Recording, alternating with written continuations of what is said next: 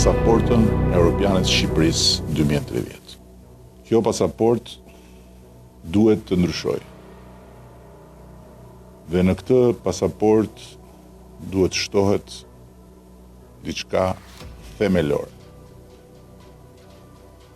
Bashkimi Evropian, Republika e Shqipërisë. Pas 12 vitesh në pushtet, kryeministri Edi Rama premton sërish ëndrrën europiane, një premtim që opozita e cilëson të pabazuar në realitet dhe po e përdor për të mbuluar dështimet qeverisëse. 3 javë parë nisjes së fushatës për zgjedhjet e 11 majit, Edi Rama po kërkon mandatin e 4 duke premtuar pasaportën europiane për shqiptarët.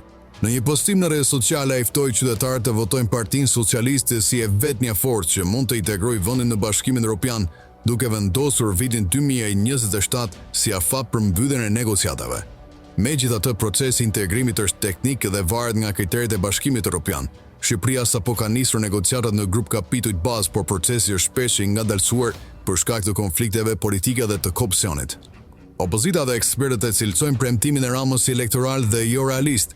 Deputetja Jorita Tabako ka theksuar se integrimi nuk ka përparuar në 12 vite dhe kërkoi që konferenca Shqipëri-Bashkimi Evropian të mos përdoren politikisht gjatë fushatës. Ndërkohë Arlin Qori akuzoi Ramën për instrumentalizimin e integrimit për të shmangur vëmendje nga skandalet korruptive. Ai theksoi se qytetarët kërkojnë një Shqipëri të jetueshme, jo premtime elektorale boshe. Ndërsa eksperti Ervis Iliazaj vëren se integrimi gjithmonë është përdorur politikisht, por nuk përcakton domosdoshmërisht votën. Sipas tij, Rama po luan këtë kartë për shkak të mungesës së ideve të reja dhe situatës gjeopolitike të favorshme për integrimin. Ai paralajmëroi se përdorimi elektoral i këtij procesi dështon marrëdhënien me Bashkimin Evropian, e cila kërkon bashkëpunim përmes palëve dhe jo konfliktit politik.